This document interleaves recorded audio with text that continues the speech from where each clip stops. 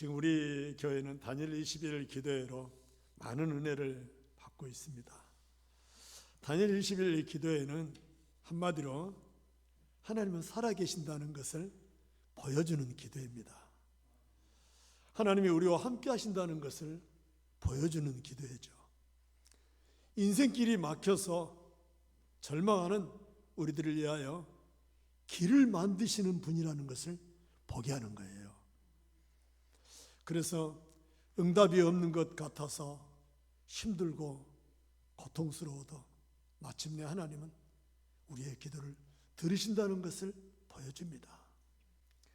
나이 60이 되면 철이 든다고 말하지만 저도 얼마나 후회를 많이 하는지 모릅니다. 돌이켜보면 그러지 말아야 했을 걸 하면서 후회할 때가 있다는 것이죠. 그렇습니다. 우리 인생이 유별나게 살아가는 것 같아도 우리 인생들은 모두 결국 하나님 앞에 서게 되는 것입니다. 그렇다면 하나님 앞에 설 때까지 우리 하나님은 우리를 어떻게 인도하실까?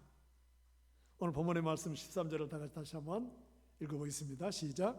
홍해를 가르신 이에게 감사하라. 그 인자하심이 영원하미로다. 아멘. 하나님은 홍해를 가르신 분이라는 거예요. 그래서 그 홍해를 가르신 분에게 감사하자는 거예요. 이스라엘 백성들이 430년의 노예 생활에서 해방이 되었습니다. 이제는 노예처럼 살지 않아도 됩니다. 자유의 몸이 되었습니다. 이제는 아들을 낳아도 나일강에 던지지 않아도 됩니다. 애굽에서 끔찍했던 절망과 고통이 다 끝났습니다. 모세와 함께한 백성들은 출애굽과 함께 세상을 다 가진 것처럼 해방의 감격을 누리면서 애굽을 출발했습니다. 하나님의 도우심으로 이제부터 새로운 삶이 시작된 것이죠. 그런데 즐겁고 마냥 행복할 것만 같았던 출애굽 길에 홍해 앞에서 길이 막혀버렸어요. 기쁨과 감격 속에서 약속의 땅을 향해 가는 길에도 장벽이 있더라는 것입니다. 홍해라는 바다가 그들의 길을 가로막아 버렸어요. 이처럼 약속의 땅으로 가는 길이 막혀 건너갈 수도 없고 다시 애굽으로 돌아갈 수도 없는 진퇴양난에 놓일 때가 있다는 거예요. 그러한 홍해, 그 홍해가 바로 무엇인가? 홍해 앞에 선 이스라엘 백성들이나 오늘 하나님을 믿는다 하면서도 여전히 인생의 여러 가지 많은 고난과 절망 속에 서 있는 우리들이나 다를 바 없다는 것이죠. 그래서 이 홍해는 바로 우리 인생길의 장벽이라는 것입니다. 우리 인생을 평탄하게 즐겁게 찬송하면서 기쁨으로 살지 못하도록 가로막는 장벽이라는 거예요. 이렇게 할까 저렇게 할까 생각할 필요 없이 그저 죽음만 생각하게 하는 그 장벽이 우리 인생 앞에도 있다는 거예요. 우리나라가 IMF라고 하는 경제 위기를 만났다면 이제는 코로나19라는 재난을 만났습니다. 이로 인하여 수많은 사람들이 지금 연거푸 고통과 절망 속에 있습니다. 거대한 재앙에 환난에 가까운 그런 고난을 통하여 인생들이 장벽을 만난 거예요. 여러분, 거품 경제라는 게 있대요. 거품 경제. 이 거품이라는 실상이 아닌 부풀려진 것을 의미하죠. 그래서 아파트의 거품은 실제 건설 비용보다 사려는 사람이 많아서 매매 가격이 올라간다는 것입니다. 이 거품 경제의 상징이 가상화폐예요. 가상화폐. 실상은 가치가 없는 것인데 그것에 가치를 부여해서 가격이 올라가는 거예요. 미국의 트럼프 대통령이 당선으로 인하여 다시 한번 가상화폐가 들썩이기 시작했습니다. 그런데요, 분명한 것은 투자 전문가들이 한결같이 말하는 바 가상은 가상일 뿐이다. 그렇게 말한다는 거예요. 가상은 언제든지 허상일 뿐이라는 거예요. 경제는 가상으로 돌아가는 것이 아니라 실물 투자와 가치로 돌아간다는 것입니다. 이처럼 많은 사람들이 실상을 보지 못하고 가상을 붙잡고 살아갑니다. 뜬구름 같은 가상 때문에 절망하고 허망한 계획 때문에 넘어지는 시대를 살고 있는 거예요. 요즘 그리스도인들도 하나님을 믿는 사람들도 하나님을 가상처럼 믿고 있는 사람이 있어요. 가상처럼. 그러나 하나님을 실상으로 믿는 사람들을 통하여 하나님은 이런 분이다 라고 나타나는 거예요. 그래서 저는 다니엘 기도회가 가상인 하나님을 믿고 있던 우리들에게, 야, 하나님 살아계시잖아, 하나님 계시네, 하나님 보이네 하고 실상으로 보여주는 기도회가 바로 다니엘 기도회예요. 물론 이 강단에 섭보진 하나님의 말씀을 통하여 여러분 실상의 하나님 만날 수 있습니다. 여러분의 가정의 집에서 하나님의 말씀 성경을 읽고 성경을 묵상하다가 하나님의 실상을 발견할 수도 있습니다. 기도하다가도 하나님의 실상을 발견할 수도 있어요. 이처럼 다니엘 기도의 간증으로 나온 많은 사람들이 실상이신 하나님을 만난 사람들은 하나님 진짜 살아계십니다. 하나님이 진짜 우리와 함께 하십니다. 하나님이 진짜 우리의 기도를 들으십니다. 한결같이 그렇게 간증하잖아요. 그렇다면 하나님은 그분들만의 하나님입니까? 아니잖아요. 여기 있는 우리들에게도 하나님이셔요. 나의 하나님이셔요. 우리 모두의 하나님이셔요. 그분들에게도 역사하셨다면 우리들에게도 역사할 수 있어요. 문제는 가상의 하나님으로 바라보는 것이 아니라 그 하나님을 실상으로 붙잡고 그분과 동행하면서 그분의 말씀대로 이 땅 광야 40년의 고난의 삶을 살아갈 때에 하나님은 순간순간 만나주시고 보여주시고 나타나시고 말씀하시고 우리를 인도할 줄 믿습니다. 실상의 하나님을 만난 그 이후로부터는 이제 하나님이 머릿속에만 머물러 계신 하나님이 아니라 내 가슴속에 뜨겁게 남아있는 하나님으로 계시는 거예요. 이 가슴속에 남아있는 하나님을 만날 때에 우리는 생각이 바뀌고 마음이 바뀌고 내 삶의 자세가 바뀌게 될 줄 믿습니다. 그렇다면 하나님이 열어놓으신 길을 가는 사람은 어떤 사람인가? 그런 사람들은 보이지도 않는 하나님을 마치 곁에 계신 것처럼 믿습니다. 지금 나와 함께 하신 것처럼 믿고 인생길을 가는 거예요. 하나님이 열어오신 것이기 때문에 하나님과 동행하며 가는 것입니다. 매 순간순간마다 하나님을 찾으며 하나님을 의지하며 하나님을 바라보며 하나님께 영광 돌리며 감사하며 하나님과 동행하는 삶이에요. 이게 하나님이 열어놓으신 길을 가는 사람이라는 것입니다. 이번 주 다니엘 기도에서 살아계신 하나님을 증거했던 일타 강사 정강길 씨의 간증을 들으니 참 너무너무 신났습니다. 대구에서 서타 강사로 명성을 날리던 그가 출판사 대표로 대형 학원 이사장으로 승승장구하던 그가 교육 정책 변화로 한순간에 추락하고 말았습니다. 25억의 빚을 떠안고 밑바닥에서 자신의 인생을 하나님의 말씀으로 새롭게 만드는 작업을 시작합니다. 그는 하나님의 말씀에 근거한 3대 원칙과 10가지 계명을 만들어 가지고 실천하기 시작합니다. 그 3대 원칙 중에 첫째가 내가 지금 절망과 수렁에 빠졌다고 하여 내 인생을 스스로 타락시키지 말자. 술 먹고 절망하고 좌절하면서 내 자신을 원망하지 말자. 이게 첫 번째 다짐이에요. 두 번째 다짐은 이 고통스러운 절망 25억의 빚을 떠안는 상황 속에서 내 가정을 지키겠다. 이런 다짐이었어요. 세 번째는 내가 지금 25억의 빚에 절망하고 있지만 하나님을 향한 나의 믿음과 신앙은 지키리라. 이 세 가지의 원칙을 정하고 이 원칙에 근거하여 10가지 계명을 하나님의 말씀에 의하여 만들어 놓고 실천하기 시작합니다. 실천하기 시작합니다. 그런데 놀랍게도 25억의 빚을 떠안은 그 이후로 정확하게 10년 후에 이번 주에 다니엘 강사로 쓰면서 세금으로만 25억을 냈답니다. 놀랍지 않아요? 그러니까 전한길 씨는 이 자신의 삶의 10년 만에 이루어진 놀라운 변화를 하나님을 제외하고는 설명할 수가 없다는 것입니다. 하나님을 제외하고는. 사랑하는 여러분, 이처럼 많은 사람들이 절망의 구덩이에서 자기 스스로를 자책하면서 자기 스스로를 타락시킵니다. 그리고 그 절망의 구덩이에서 가장 먼저 가정이 무너지기 시작하는 거예요. 신앙도 포기합니다. 여러분, 저는 이 전환길 씨의 그 간증을 들으면서 정말로 우리 인생의 절망의 구덩이에서 헤어나올 수 있는 유일한 길은 하나님을 믿는 거로구나. 하나님을 제대로 믿는 거로구나. 하나님만 잘 믿어도 하나님께서 나를 이렇게 세워주시는구나. 하나님의 말씀만 붙잡고 살아가도 내 인생의 길이 열리는구나. 깨닫게 되는 거예요. 그리고 가정이 화목하려면 하나님을 잘 믿어야 되겠구나. 부자가 되고 싶으면, 나를 품격 있는 명품으로 만들고 싶으면 하나님을 잘 믿어야 되겠구나. 그런 생각이 드는 거예요. 사랑하는 여러분, 주님이 열어주시는 길을 가는 사람은 눈앞에 주님이 보이는 것처럼 고난 중에도 즐거워하며 주님과 동행하게 될 줄 믿습니다. 주님과 동행하는 사람은 마치 아빠의 손을 잡고 걸어가는 아이처럼 세상을 담대하게 살게 될 줄 믿습니다. 그렇다면 하나님이 내 곁에 살아계심을 보여주는 것이 무엇일까?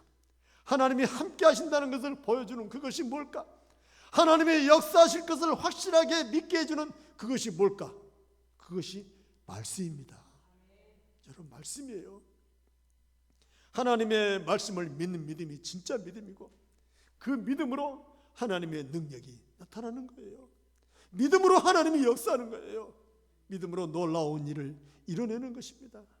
사랑하는 성도 여러분, 하나님이 함께 하신다는 믿음을 가진 사람에게는 인생의 장벽이 문제가 되지 않습니다. 그 장벽은 내가 허무는 것이 아니라 주님이 허물어 주십니다. 주님이 허물어 주시면서 우리의 인생의 길을 열어갈 줄 믿습니다. 바로 앞에서 길을 만들듯이 우리를 괴롭히는 악한 자 앞에서 보란듯이 길을 만들어 내십니다. 하나님의 택한 백성들을 가로막고 있는 모든 장벽을 하나님이 열어갈 줄 믿습니다. 그렇다면 하나님이 열어놓으신 이 길은 어떤 사람이 통과하게 되는가? 우리 함께 본문 14절을 다 같이 읽겠습니다. 시작. 이스라엘을 그 가운데로 통과하게 하신 이에게 감사하라. 그 인자하심이 영원하미로다. 아멘. 길을 만드신 하나님께서 통과할 수 있는 자격을 주셨다는 거예요. 자격이 없는 사람은 갈 수가 없나 봐요. 자격이 없는 사람은 가다가 죽는 것을 보게 됩니다. 바로 왕의 군대는 그 강을, 하나님이 만들으신 그 길을 통과할 자격이 없습니다. 그 사람들은 자격이 없어요. 따라 들어가면 안 되는 거예요. 애굽왕 바로는 그곳에 들어가면 죽을 줄을 몰랐어요. 하나님이 열어놓으신 홍해 길을 자기들도 따라가면 될 줄 알았어요. 그러나 그들에게는 죽음의 길이었어요. 애굽 군대에게는 죽음의 길이었지만 택한 백성들에게는 사는 길이 된 것입니다. 사랑하는 여러분, 우리가 해외여행을 가면 가장 먼저 있어야 할 것이 뭐죠? 여권이 있었잖아요. 여권을 만들어서 해외여행을 가는 거잖아요. 그 여권에는 우리가, 내 자신이 대한민국 국민이라는 사실을 증명하는 것입니다. 여러분, 여권 받아보시고 첫 번째 페이지 뭐라고 썼는지 혹시 아세요? 첫 번째 페이지. 첫 번째 페이지를 대부분 거의 다 안 읽어요. 근데 아주 꼼꼼한 사람들이 있게 되는데 제가 한번 써왔습니다. 한번 읽읍시다. 시작. 이 여권을 소지한 사람에게 아무 지장 없이 통행할 수 있도록 하여 주시고 필요한 모든 편의와 보호해 주실 것을 관계자 여러분께 요청합니다. 대한민국 외교통상부 장관. 그렇게 써져 있어요. 그러니까 이 여권이 대한민국 외교부 통상부 장관이 인정하는 여권이에요. 이 사람은 누구다? 대한민국 사람이다. 이 사람이 당신의 나라를 통과할 수 있도록 허락해달라는 것입니다. 통과할 뿐만 아니라 보호해주라는 것입니다. 무슨 일이 만났을 때 보호해달라는 거예요.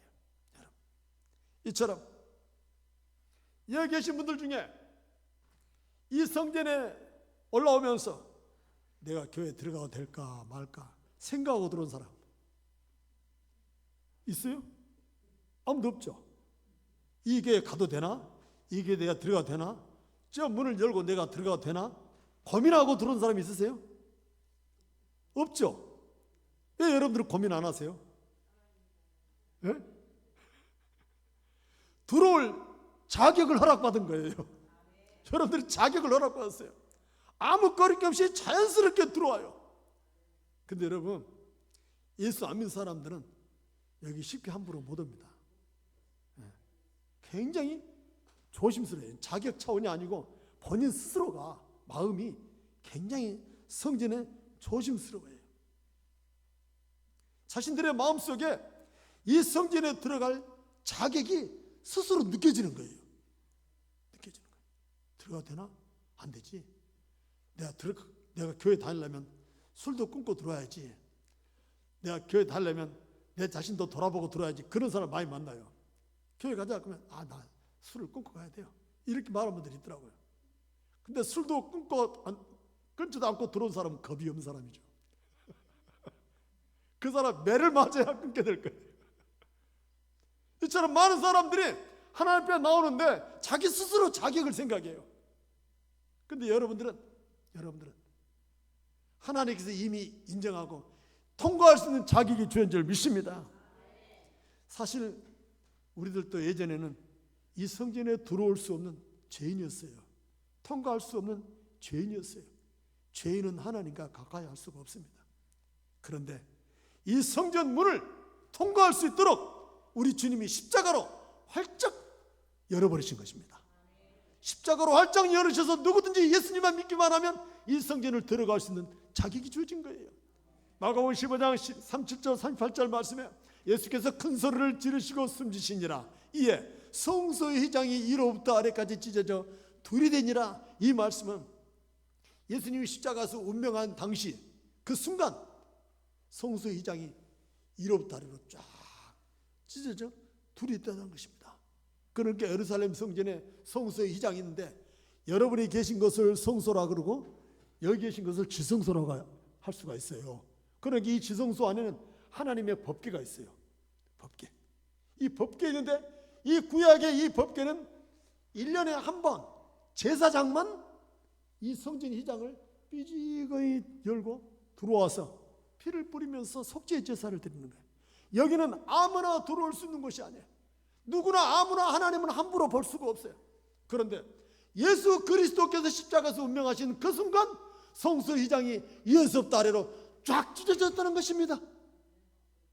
그러고 나서부터 누구든지 하나님의 계신 지성소를 바라보고 지성소를 향하여 기도하고 누구든지 예수 그리스도의 이름으로 자기 죄를 용서받고 누구든지 하나님의 자녀로 살 수 있는 새롭고 산 길이 열어진 거예요. 이처럼 하나님은 우리의 모든 죄를 다 용서하셔서 누구든지 하나님의 자녀로 살아갈 수 있도록 그 길을 열어간 줄 믿습니다. 사도 바울은 믿는 자를 가로막고 있는 장벽에 대하여 이렇게 담대하게 선포합니다. 우리가 사방으로 우겨쌈을 당하여도 쌓이지 아니하며 답답한 일을 당하여도 낙심하지 아니하며 거꾸러뜨림을 당하여도 망하지 아니하고. 할렐루야. 사방으로 우겨쌈을 당하듯이 우리 인생이 얼마나 꽉 막힌 상황이 있습니까? 꽉 막힌, 아무도 나를 알아주지 아니하고 혼자 덩그러기 광야에 서 있는 느낌, 혼자 벼랑 끝에 서 있는 그런 느낌 속에서도 우리가 두려워하지 않는 것은 길을 만드시는 내 하나님이 나와 함께 하시기 때문이라는 것입니다. 답답한 일을 당하여도 낙심하지 않는다는 것입니다. 얼마나 답답해요. 아이고 어떻게 가슴을 치면서 답답해할 때가 얼마나 많습니까? 그러나 여러분, 우리 인생의 길을 열어가신 하나님께서 우리의 모든 답답함의 장벽을 열어가시고 우리를 하여금 마음의 평안과 여유를 허락할 줄 믿습니다. 사방으로 우겨쌈을 당하여 거꾸로뜨림을 당할지라도 망하지 않게 하신다는 것입니다. 여러분, 거꾸로뜨림을 당하듯 내 인생이 꼬꾸라질 수밖에 없는 그런 상황이 있어요. 살아갈 소망을 잃어버리는 그런 가운데 하나님께서 우리가 아주 망하지 않도록 피할 길을 내시고 아주 망하지 않도록 우리를 지켜낼 줄 믿습니다. 이게 하나님이 만들어 놓으신 길을 걸어가는 사람만이 누릴 수 있는 축복인 줄 믿습니다. 그러므로 살아계셔서 함께 하신 하나님의 말씀을 믿는 사람들의 이 담대한 말을 한번 들어보십시오. 여러분, 하나님은 살아계신다. 그리고 그 하나님은 우리와 함께 하신다. 하나님이 이 모든 상황을 알고 계시고 하나님이 이 상황을 해결하실 것이다 라고 믿는 사람의 말, 믿는 사람의 믿음의 말, 그 말을 다 같이 함께 읽겠습니다. 시작. 모세가 백성에게 이르되 너희는 두려워하지 말고 가만히 서서 여호와께서 오늘 너희를 위하여 행하시는 구원을 보라. 아멘. 놀랍지 않아요, 여러분? 앞에는 홍해가 버티고 그 뒤에는 애국 군대가 죽이려고 달려오는 상황에서 이렇게 말할 수 있는 사람이 몇 명이나 되겠습니까? 아무나 이렇게 말할 수 없지만 아무나 이렇게 말할 수 있습니다. 아무나 말할 수 있습니다. 그 아무나가 누굴까요? 아무나가 바로 얼마 전에 나와 함께 하셨던 하나님,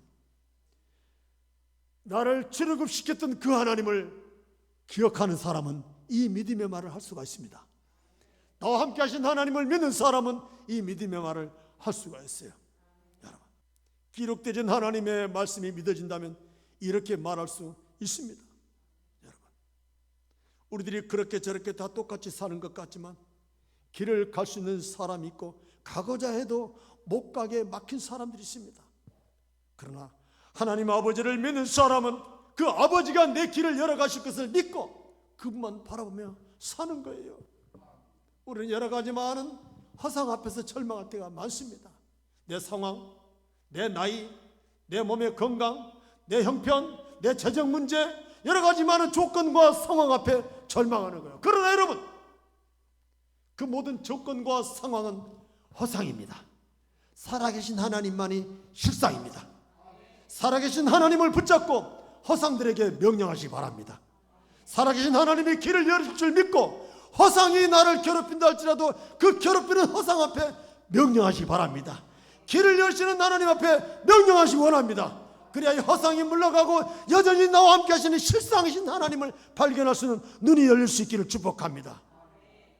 그러므로 우리 인생의 길을 만들어 통과하게 하시는 하나님 앞에 우리가 어떤 마음으로 살아야 될까? 함께 15절 말씀 다 같이 있습니다. 시작. 바로와 그의 군대를 홍해에 엎드러뜨리신 이에게 감사하라. 그 인자하심이 영원하미로다. 아멘. 시편 136편 26절까지 매절마다 감사라고 합니다. 뭐하라? 감사하라. 감사하라. 하나님의 베푸신 감사는 한꺼번에 뭉뚱거려 감사할 수가 없습니다. 그래서 26절까지 매절마다 한 절 한 절 매절마다 감사라는 거예요. 구체적으로 감사라는 것입니다. 400년간 고통 속에서 벗겨주시기 위하여 애굽의 장제를 치신 하나님께 감사하고 이 홍해 앞에서도 길을 여시는 아버지 하나님 앞에 감사하고 저 원수의 애굽 군대에 잡혀가지 않게 하기 위하여 저 원수를 홍해에 던져버리시는 하나님께 감사하자는 것입니다. 여러분, 마지노선이라는 단어가 있어요.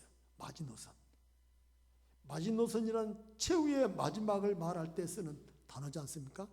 그런데 이 단어가 만들어진 배경이 있어요. 세계 제1차 세계대전 때 프랑스가 독일 군대를 방어하게 하여 국경에 방어선을 구축한 요새입니다. 1972년에 방어선을 만들자라고 제안했던 육군 장관이 있습니다. 그 장관의 이름이 마지노입니다. 그 장관의 건의에 의하여 1936년에 이 국경에 마지노선 요새가 쳐진 겁니다. 그렇다면 여러분, 우리 신앙생활에 마지노선은 뭔지 아십니까? 우리 신앙생활의 마지노선, 내가 절망의 수렁에 빠져 있을 때, 장벽 앞에서 어떻게 할지 모를 때, 눈앞이 캄캄할 때, 하늘이 무너지고 땅이 꺼지는 것 같은 절망 속에서 무엇을 해야 할지 모를 내 인생의 마지노선 앞에서 내가 할 수 있는 것, 그것이 감사합니다. 여러분, 감사를 선포하세요. 감사를 선포하면 하나님이 내 인생의 장벽을 서서히 무너뜨리시는 역사를 보게 될 줄 믿습니다. 하나님은 눈에 보이지 않습니다. 그렇다고 하나님은 허상이 아닙니다. 손으로 만질 수도 없습니다. 그렇다 해야 하나님이 허상이 아닙니다. 하나님은 실상으로 계심을 믿고 내 입을 통하여 감사를 선포하시기를 축복합니다. 한번 여러분, 이 시간 오늘 말씀을 마무리하면서 따라서 하십시다. 하나님은 하실 것이다. 하나님은 하게 하신다. 하나님은 할 수 있도록 길을 여실 것이다. 이 세 단어만 기억해 주십시오. 내 인생의 절망의 마지노선 앞에서 내가 할 수 있는 것은 하나님을 신뢰하며 감사를 선포하는 것입니다. 감사를 선포하면 하나님이 이 장벽을 허락할 줄 믿습니다. 할렐루야.